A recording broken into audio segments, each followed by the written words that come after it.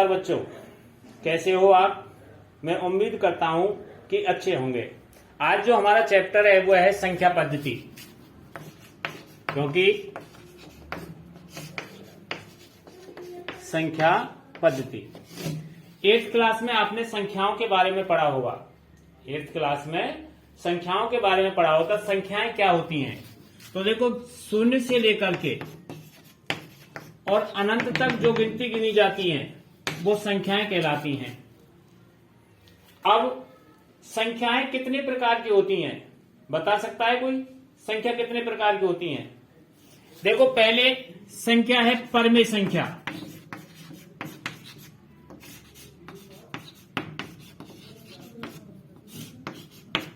दूसरी अपरमेय संख्या।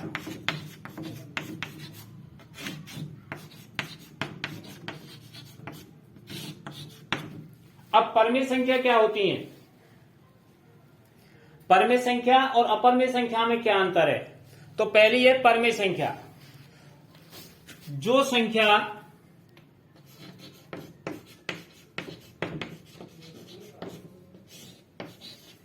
P/Q के रूप में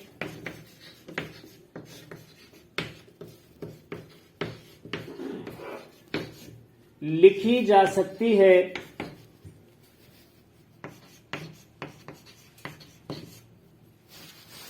जो संख्या P/Q के रूप में लिखी जा सकती है,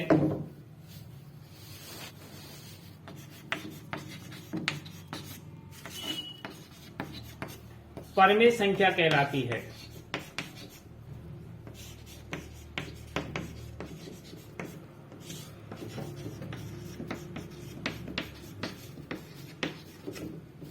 अब P/Q के मतलब क्या है? P का मतलब होता है अंश और Q का मतलब होता है हर। यहां पर Q बराबर नहीं होना चाहिए शून्य के, यानी Q का मान जो हर है हमारा वो शून्य नहीं होना चाहिए। क्यों? अगर शून्य का किसी संख्या में भाग देते हैं हम, तो ऐसी संख्या प्राप्त होती है जिसकी हम गणना नहीं कर सकते, जिसको अपरिभाषित के नाम से जाना जाता है। तो परमेय संख्या में जो Q है वो शून्य नहीं होना चाहिए। अगर शून्य होगा तो वो परमेय संख्या नहीं होगी। दूसरी है, पहले जैसे देख लो इसका 1/2, 2/3, 3/4 आदि आदि, आगे तक कितना ही हम इन संख्याओं को बढ़ा सकते हैं, लेकिन बटे में ही होनी चाहिए संख्या। दूसरी संख्या मैंने अभी आपको बताई थी अपरमेय संख्या।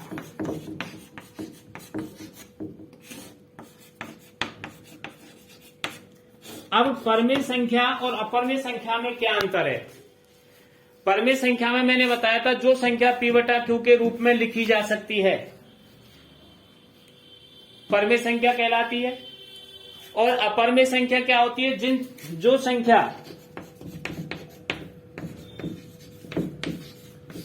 P/Q के रूप में नहीं लिखी जा सकती है,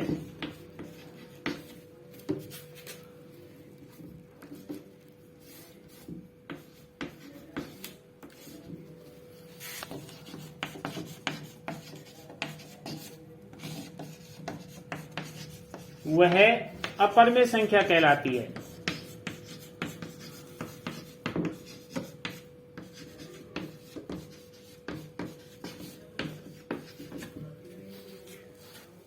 इसमें भी Q बराबर नहीं होना चाहिए शून्य के, यानी Q का मान शून्य नहीं होना चाहिए। जैसे √3, √5, √7, ये सभी अपरमेय संख्या हैं। इनको हम P/Q के रूप में नहीं लिख सकते। आए दोनों चीजें समझ में आपके में? परमेय और अपरमेय एक दूसरे की विलोम है। ये परमेय संख्या वो होती है जो संख्या P/Q के रूप में लिखी जा सकती हैं, उन्हें परमेय संख्या कहते हैं। और जिन संख्याओं को P/Q के रूप में नहीं लिखा जा सकता उन्हें अपरमेय संख्या कहते हैं। अब परमेय और अपरमेय संख्या दोनों मिलकर के जो समुच्चय बनाती हैं, परमेय और अपरमेय संख्या मिलकर के जो समुच्चय बनाती हैं, उन दोनों के संग्रह को, दोनों के समूह को वास्तविक संख्या कहते हैं। तीसरा प्रश्न आपके सामने क्या आ गया कि वास्तविक संख्या किन्हें कहते हैं? तो परमेय संख्या और अपरमेय संख्या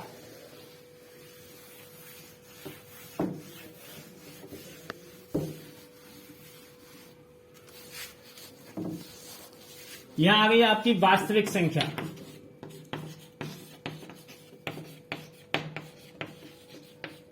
अंग्रेजी में इसको कहते हैं रियल नंबर, वास्तविक संख्या। अब आपसे कोई पूछ ले कि वास्तविक संख्या क्या होती है, तो परमेय संख्या और अपरमेय संख्याओं के समूह को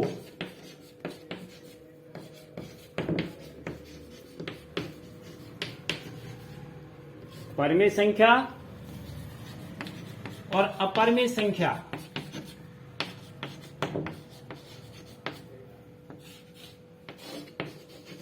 संख्याओं के समूह को या समुच्चय को वास्तविक संख्या कहते हैं।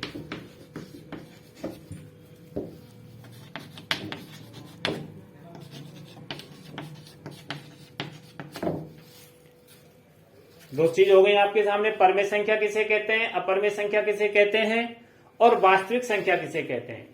परमेय संख्या और अपरमेय संख्याओं का जो समूह होता है, जो समुच्चय होता है, उसको वास्तविक संख्या कहते हैं। दो संख्याओं के मध्य अनेक अपरमेय संख्याएं होती हैं, दो संख्याओं के मध्य में अनेक अपरमेय संख्याएं होती हैं।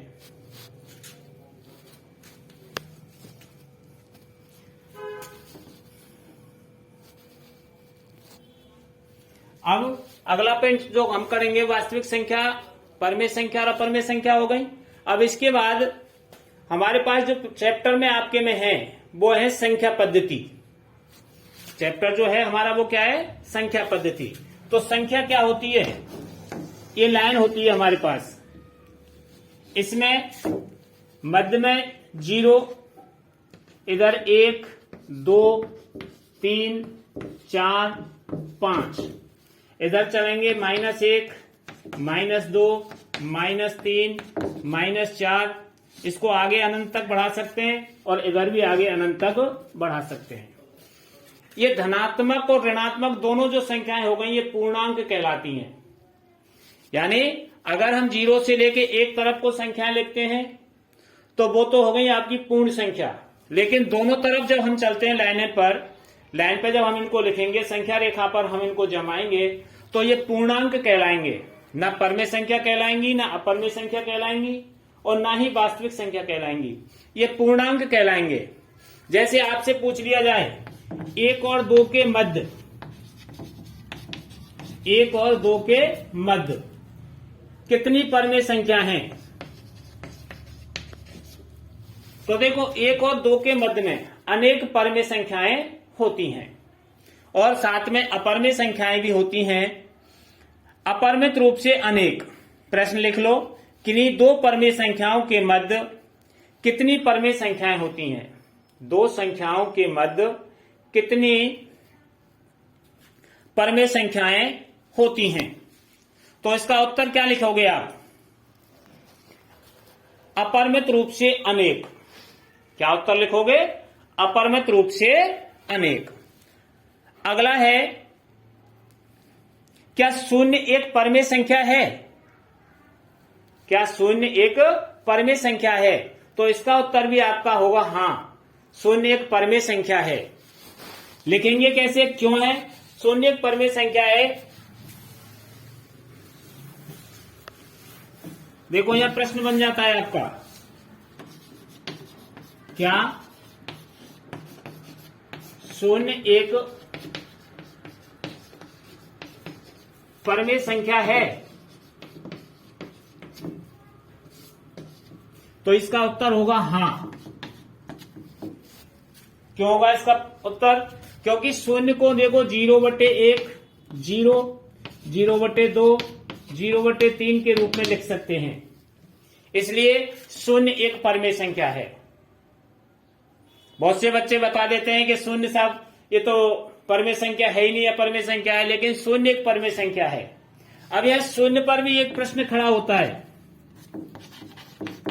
शून्य का किसी संख्या में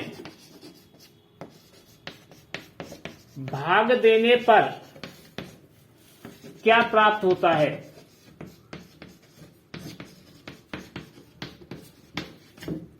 बता सकते हो बच्चे? यानी शून्य का अगर किसी संख्या में भाग देते हैं तो हमें क्या प्राप्त होता है? ज्यादातर बच्चे उत्तर दे रहे हैं शून्य।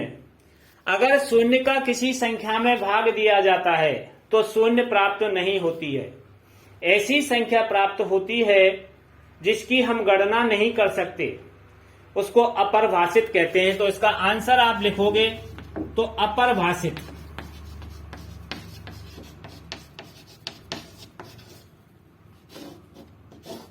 क्या लिखोगे? अपरिभाषित। क्योंकि शून्य का भाग देने पर हमें ऐसी संख्या प्राप्त होती है जिसकी हम गणना नहीं कर सकते, इसलिए इसको अपरिभाषित कहते हैं। और अपरिभाषित को हम इस तरीके से भी लिखते हैं। अगला प्रश्न है हमारे पास, प्रत्येक प्राकृत संख्या एक पूर्ण संख्या होती है? अगला क्वेश्चन आपको बनाते हैं हम यहां, क्या प्रत्येक प्राकृत संख्या, क्या प्रत्येक प्राकृत संख्या एक पूर्ण संख्या होती है?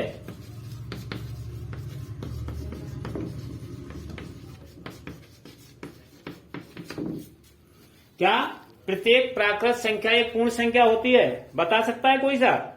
कोई बच्चा इसका जवाब दे सकता है? नहीं। क्यों? यह कथन सत्य है, प्रत्येक प्राकृत संख्या एक पूर्ण संख्या होती है, क्योंकि पूर्ण संख्याओं के समूह को ही, यह कथन सत्य है क्योंकि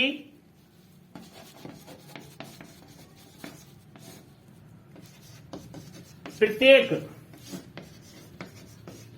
पूर्ण संख्या एक प्राकृत संख्या होती है।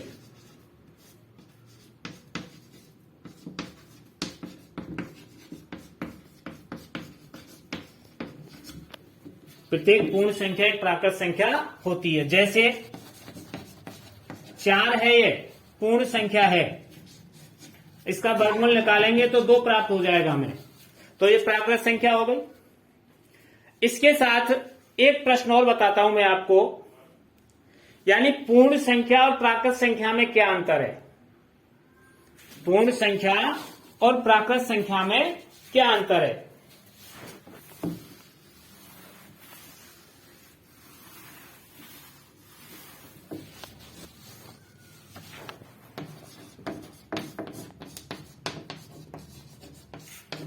पूर्ण संख्या और प्राकृत संख्या में क्या अंतर है? अभी मैंने आपको पूर्ण संख्या प्राकृत संख्या के बारे में बताया था। यानी पूर्ण संख्या जो 0 से प्रारंभ होती हैं और अनंत तक जाती हैं, और प्राकृत संख्या 1 से प्रारंभ होती हैं और अनंत तक जाती हैं। तो इसको देखने से आपको पता चल रहा होगा कि इसमें क्या अंतर है। नहीं चल रहा? देखो, पूर्ण संख्या 0 से प्रारंभ होती हैं, जबकि प्राकृत संख्या 1 से प्रारंभ होती हैं। अतः इन दोनों में एक 0 का अंतर होता है। अंतर किसका है? 0 का, क्योंकि पूर्ण संख्या में 0 होती है जबकि प्राकृत संख्या 0 नहीं होती है। अब यहां एक प्रश्न और बनता है, क्या सभी पूर्ण संख्या प्राकृत संख्या होती हैं? क्या सभी पूर्ण संख्या प्राकृत संख्या होती हैं? इसका आंसर आएगा आपका नहीं, क्योंकि जो 0 है वो पूर्ण संख्या तो है लेकिन प्राकृत संख्या नहीं है। और दूसरा, इसी प्रश्न को घुमा के पूछ ले, क्या सभी प्राकृत संख्याएं पूर्ण संख्याएं होती हैं? क्या प्रश्न बताया मैंने? क्या सभी प्राकृत संख्याएं पूर्ण संख्याएं होती हैं? इसका उत्तर आएगा आपका हां। क्यों? सभी प्राकृत संख्याएं पूर्ण संख्याओं में ही निहित हैं। जितनी भी पूर्ण संख्याएं हैं वो सब प्राकृत संख्या में हैं, लेकिन एक शून्य ऐसी है जो प्राकृत संख्या में नहीं आती है। तो आज के लिए इतना ही बहुत है आपके लिए बच्चों। अब नए टॉपिक के साथ में हम कल आपके सामने प्रस्तुत होंगे। हम उम्मीद करते हैं आज आपको सर के द्वारा जो भी पढ़ाया गया है वो आपको समझ में आया होगा। अगर आपको इस सब पढ़ाए गए में कोई भी डाउट है, कोई भी समस्या है, तो आप उसे कमेंट में लिखकर पूछ सकते हैं। और ये आज सर की पहली क्लास थी।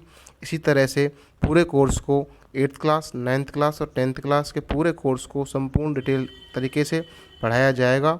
तो इस वीडियो को आपके जो भी दोस्त हैं, आपके सहपाठी हैं, क्लास के हैं, सबके साथ शेयर करें, सबको बताएं और सबको इस सब ज्ञान का लाभ लेने दें। और अगर आपको ये वीडियो पसंद आई हो तो चैनल को सब्सक्राइब करें, उस बेल आइकन यानी घंटी को दबाएं और ऑल पर टिक करें, जिससे कि आपको सर की हर वीडियो की नोटिफिकेशन सबसे पहले मिले। वीडियो में यहाँ तक बने रहने के लिए आपका बहुत बहुत धन्यवाद। मिलते हैं अगली वीडियो में अगले टॉपिक के साथ। जब तक के लिए जय हिंद, जय भारत, राम राम और आपका दिन शुभ हो।